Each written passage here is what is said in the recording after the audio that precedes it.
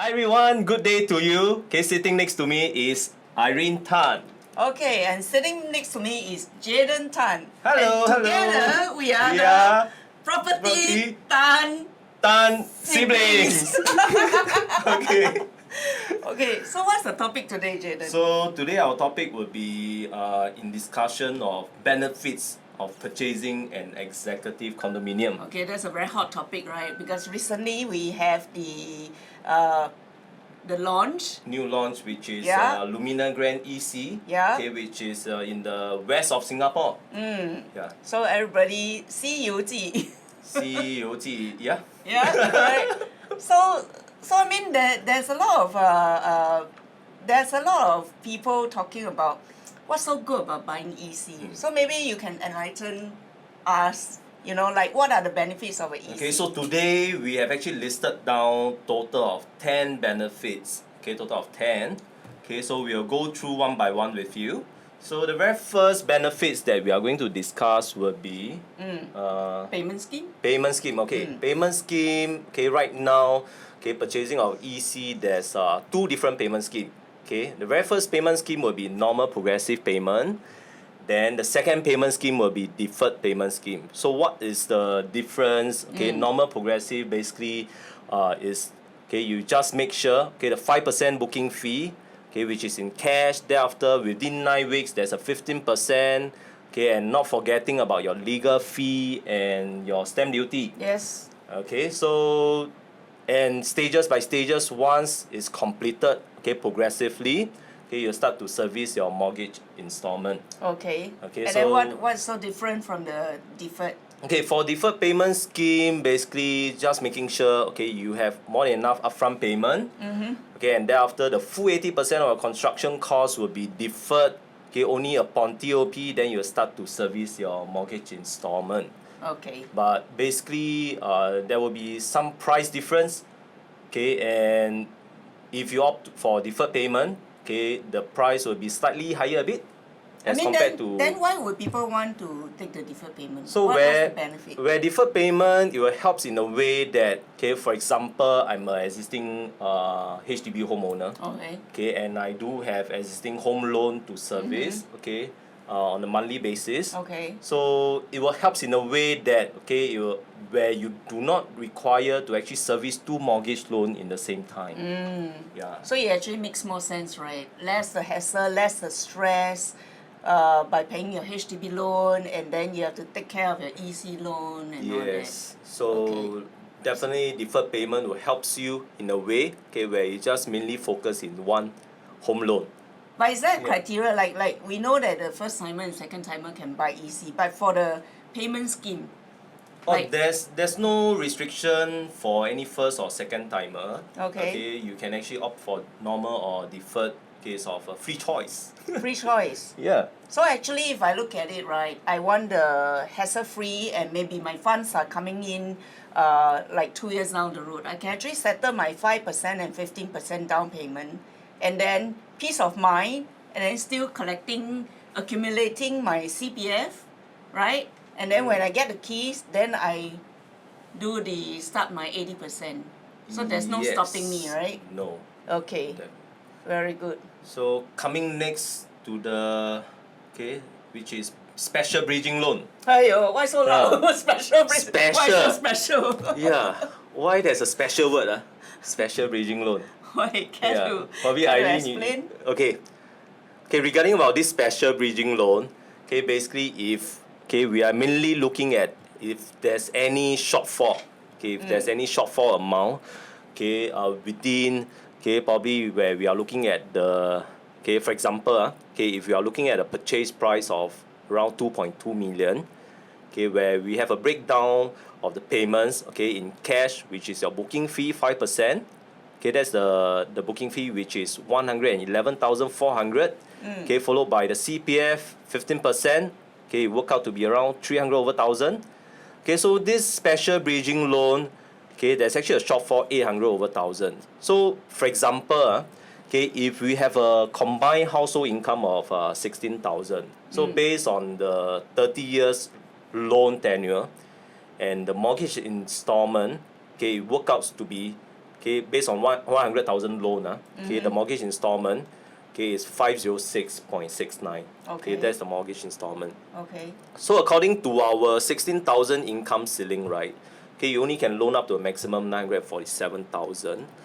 So That's the very rest, pathetic, right? quite. It's very pathetic. So we'll talk about the ceiling cap later, huh? Yeah. Yes, yes. Yeah, okay. Okay, so there's actually a shortfall amount of 800 over 1,000. So how are we going to bridge, use this special bridging loan, okay, to bridge this shortfall amount? Okay, is that, okay, we basically use our existing HDB flat. Right. Okay, and there's a kind of calculation, okay, using our existing HDB flat current market value, then we multiply by something else, okay, then to find out, okay, if it's possible to actually bridge this shortfall amount. Okay. Alright, so probably we can discuss, okay, even more, okay. So I ask you lah, Jaden. Actually, I own a 5-room in Bukit Merah. Okay. So how much is the... Okay. Okay, so assuming I saw the if- last transaction, actually quite high. Yeah, recently, okay, in Bukit Merah estate, okay, there's one transaction, okay, which is transacted way above 1.5 million. Yep. Is it That's 1.5 my million house. plus?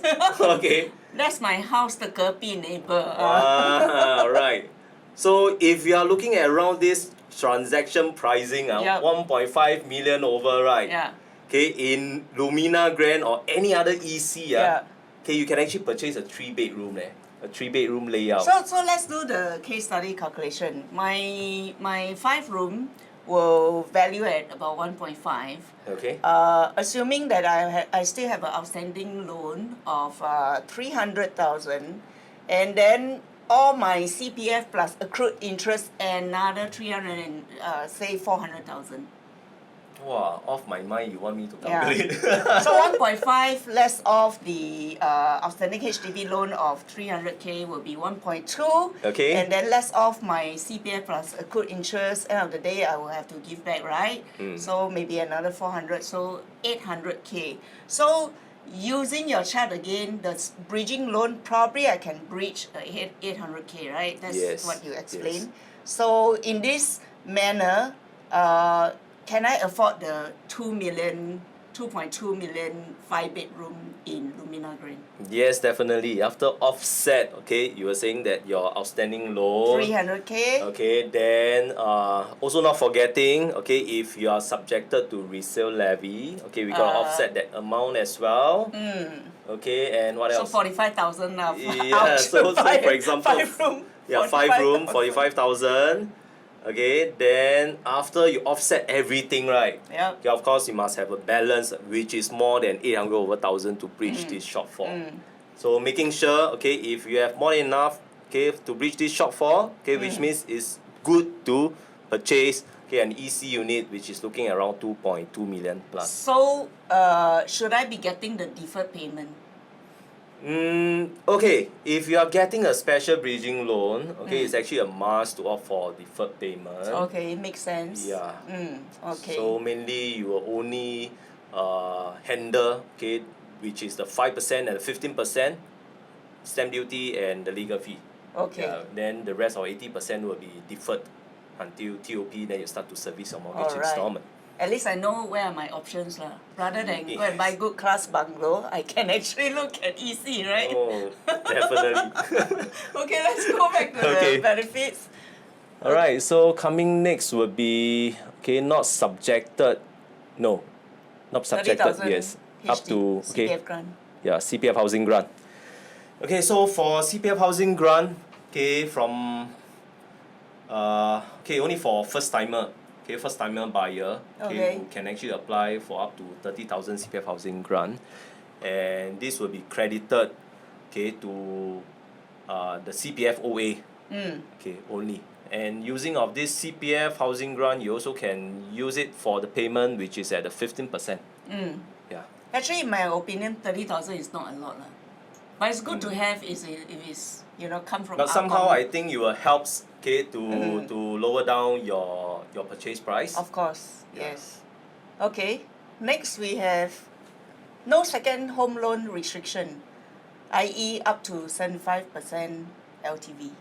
Okay, regarding about not restricted to second home loan. So for example, okay, I do have a existing home loan in my HDB flat.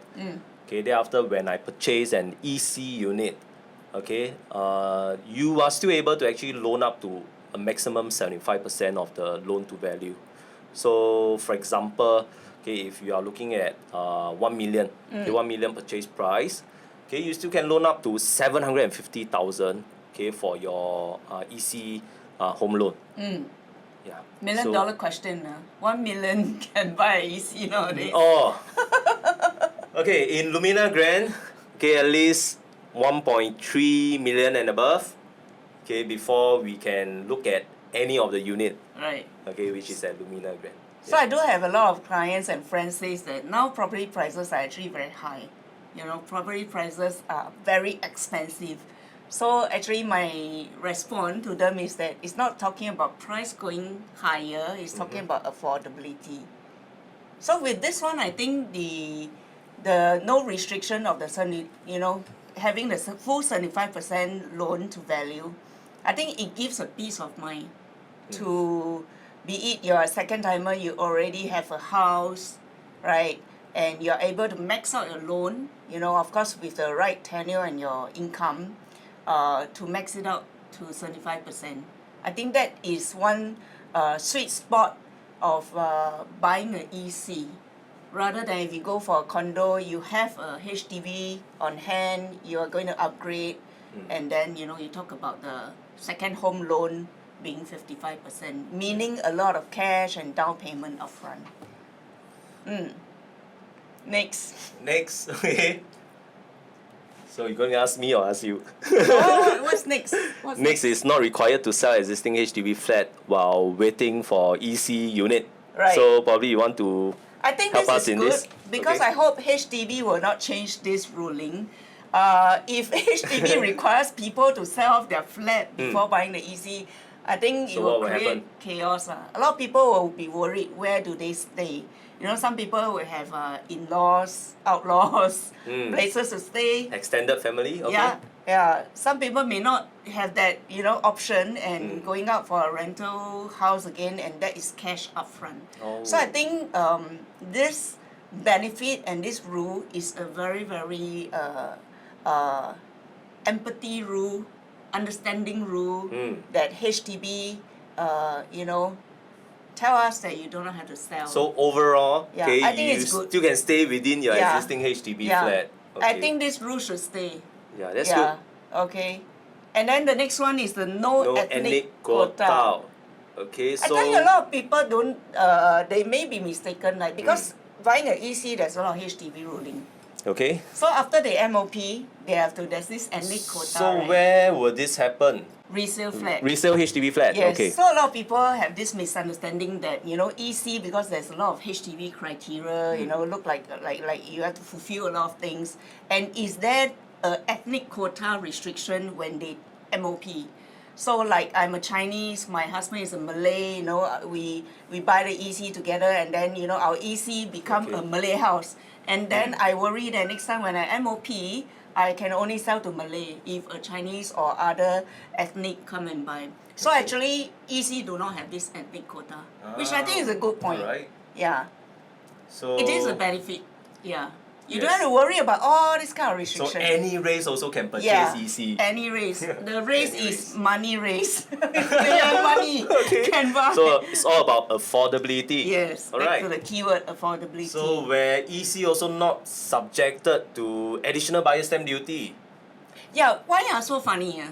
You see, You want to elaborate? When I own a we- HDB. okay, when we looking in context of purchasing, for example, if I own a HDB, then I want to purchase a private condominium which is at Jayden new launch. Again, Jaden. Jayden, J You like apostrophe Jayden. D-E-N.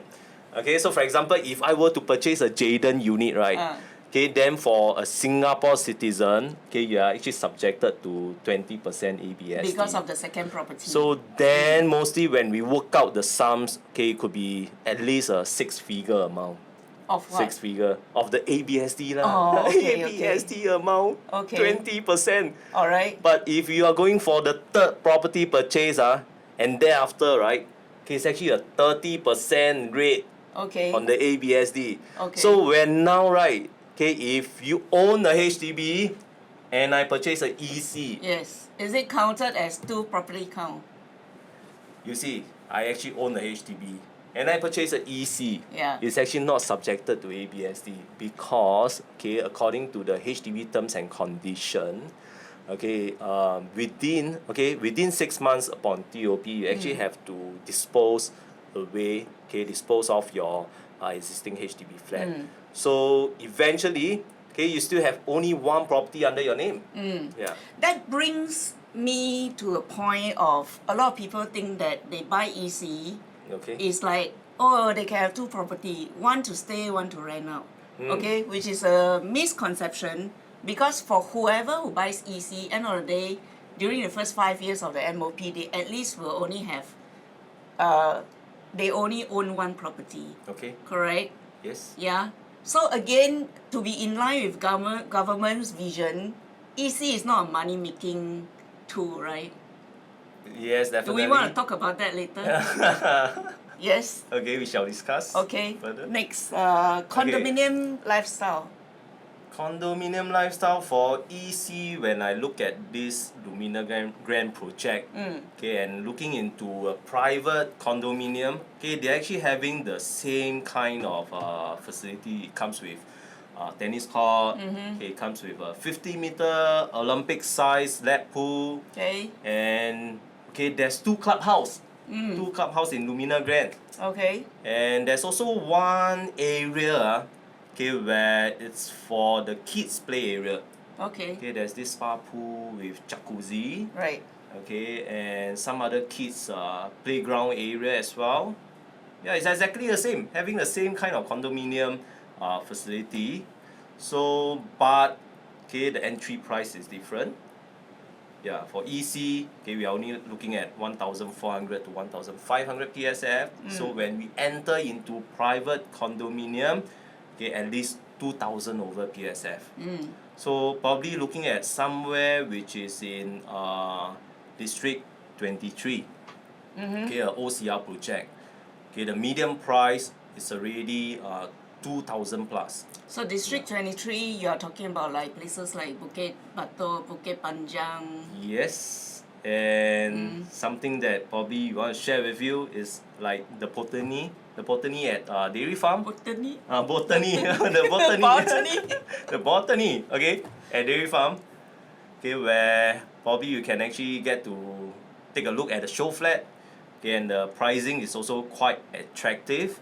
Okay, it's at a very low side of around 2,000 PSF. Yeah. Okay, so again, let's put a finger on whether buying a EC, is it like a money making kind of option for the Singaporean? We talk about that later. If you like what you see, please subscribe to our channel and we'll see you in the next episode.